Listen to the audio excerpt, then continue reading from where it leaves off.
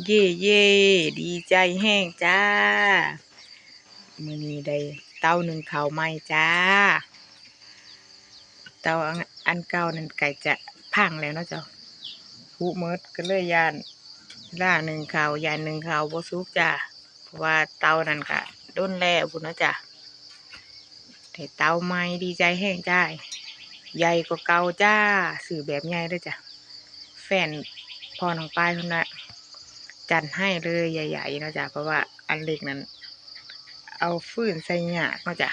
นี่เนาะจ้ะก็จะเป็นแบบนี้ใส่ฟืนหยากจ้ะหนึ่งข้าวก็เพื่อที่สุกเนาะจ้ะแต่ว่าพ่อได้เตานี่ใหญ่ๆนะจ้ะได้มีที่สอดใส่ฟืนนะจ้ะคุณนะจ้ะแต่ว่าหัวก็ซื้อมาใหม่แล้วล่ะจ้าแต่ว่ากับพ่อท่านได้หนึ่งอยู่เนาะจ้ะลูกสาวน้องปลายมันละ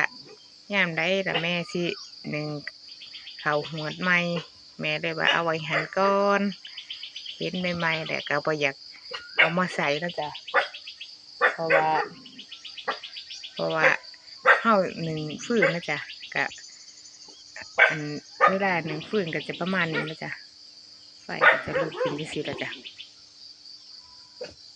ชีวิตประจำวันของใหม่ๆน้องปลายนะจ๊ะตื่นมากันนึ่งข้าวโอ้ยอันดูให้น้องม้าคอยเพื่อนก็จักเฮาอีหยังดูจ้ะอันอลาคานะจ๊ะโอ้ยใส่ฟืนหลายค่ะอันนี้แห้งนะจ๊ะจ้าบ๊ายบายด้วยจ้าสนีก่อนจ้า